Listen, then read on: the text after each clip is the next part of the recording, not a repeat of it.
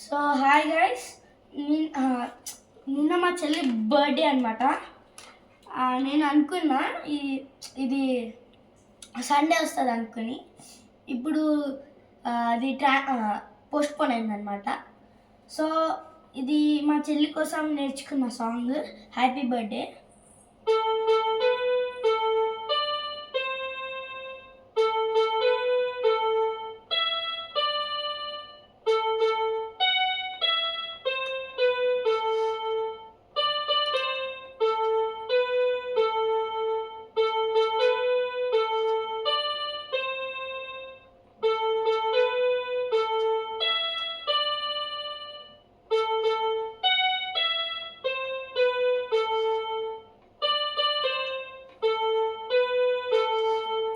ఎట్లుంది గైస్?